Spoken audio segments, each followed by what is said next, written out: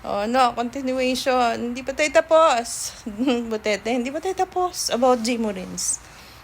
At about Gingging, ha? Yung about kay Gingging. Naalala ko yung issue na nasunog niyo yung pera ni Gingging. Do you remember that? Do you think naniniwala akong nasunog mo yung, or nasunog ninyo yung pera ni Gingging noon? Sa kalagayan ngayon na nababalitang nang bubulsa ka ng pera? Baka binulsa mo yun. Nako, may mga basihan kung bakit naisip ko yun. Nasisilaw ka pala, madali ka palang masilaw sa pera. So, possibility.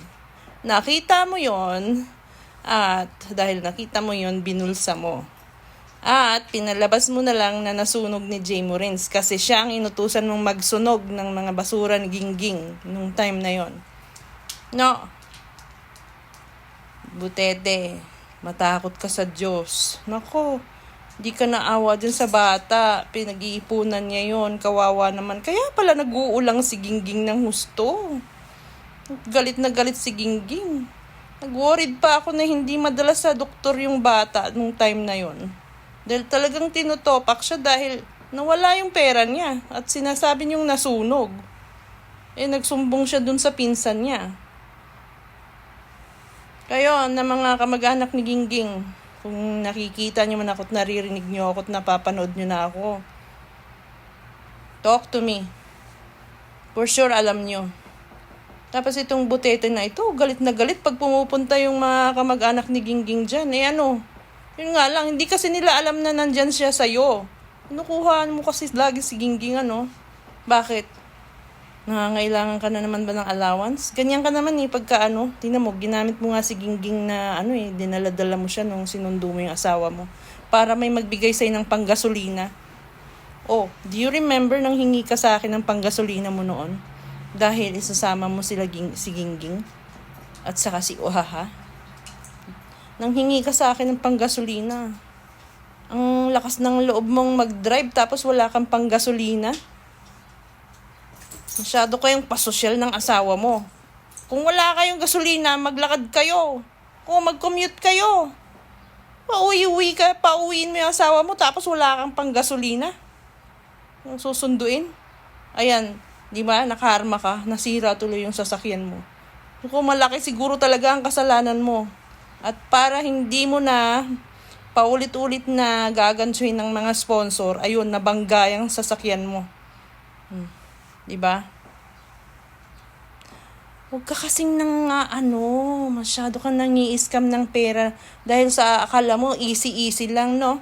Madaling humingi sa mga uto-uto na sponsor. At akala mo naman, mauto mo pa ako nung time na yun, hingi-hingi ka sa akin ng panggasolina mo. Oh, buti na lang naihatid mo pa yung asawa mo sa airport. Pero wala, minalas ka talaga pag uwi mo, no? Kaya Merise, buti na nga lang, no? Wala na yung sasakyan mo. Maswerte ka pa rin. Masamang damo ka talaga kasi hindi ka napasama nung nasira yung sasakyan mo, no? Buhay ka pa hanggang ngayon, ibig sabihin, may oras ka pa't panahon para magbago. Baguhin mo yung sarili mo. At yung matanda na pababahayan sana noon, 10 months ago, binlag pala yun ni J. Morins, tapos inagaw mo daw sa kanya. Anong ginawa mo kay J. Morins? Pinaglaylo mo si J. Morins. Doon mo siya doon mo siya dinala kay Gingging. Siya yung ginawa mong tagapakain kay Gingging nung time na yon. Diba? Pinapasubo-subuan mo. Ayun pala, kaya hindi ka makapunta doon at sila inuutusan mo. Ginagapang mo pala yung mga vlog nila. Tapos galit na galit kang makuha ng iba yung content mo. Ikaw naman yung nanguha ka rin ng content nila. Walang hiya ka talaga. Tapos yung sponsor nun, no? Yung sponsor nun nagbigay ng pera na worth 26,000. Nagdrama ka pa, ang galing mo talaga magdrama. Sabi mo, ipapadeliver na, pumunta ka pa talaga dun sa, bilihan ng mga kahoy. What a good timing na, Sasabihin mo sa vlog mo na ipapadeliver. Paano nila i-deliver kung hindi ka naman nagbayad? O paano di-deliver yung mga in-order mo, hindi ka naman nagbayad dahil ibinulsa mo na yung pera ng sponsor. Tsagaan mo lang yung magpamilya na yun na bigyan-bigyan ng grocery. Kunwari, shopping mo. Binilihan mo sila ng mga damit, panty, brief. Galing mo talagang, inano mo lang yung mga viewers mo eh. Inililigaw mo pati yung sponsor mo. Akala naman ng sponsor Hanggang ngayon, wala pang tumatayo na bahay doon. Kawawa yung pamilyang yun. Nakatira yun sa bahay ng kambingan. No. Di ba? May paplano-plano ka pang lalagyan ng kwarto-kwarto yon. Napanood ko yun ng mga nakaraang linggo na binlog nila Sir Pamaybay at nagdala rin sila ng grocery doon. Wala namang naipatay yung bahay doon. Hindi mo naman napaayos yung bahay nila na tinitirahan nila. Nasaan na yung pera? Nasaan na yung pera pinadala ng sponsor? Ikaw talaga, Butete. Siguro ngayon takot mo lang, no? Ang takot mo lang ngayon na kurapin yung pera ni Tintin na pangpatayo dyan sa bahay dahil na bubulyaso ka na, no? Na ilalabas na dito sa media yung kawalanghian mo.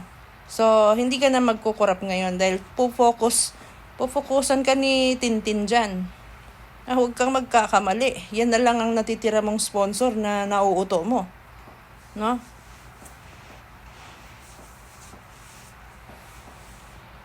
Ang lakas ng loob mo magsabi na hindi totoo yung mga pinagsasabi nila,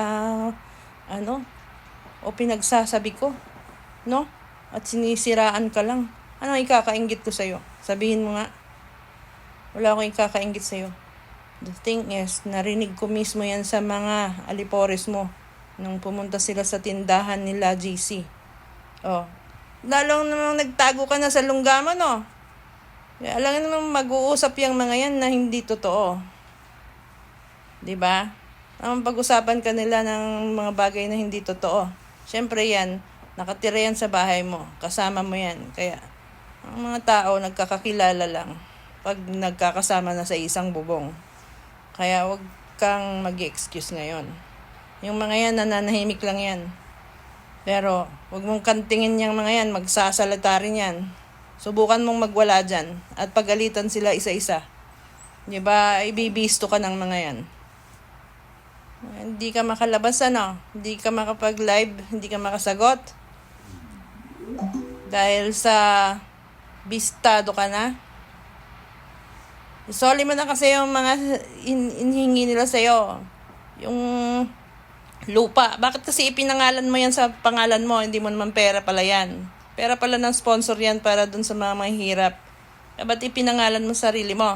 Ikaw lang yung receiver. Ba't mo ipinangalan sa sarili mo? Ang kapal talaga ng mukha nitong Butete na to.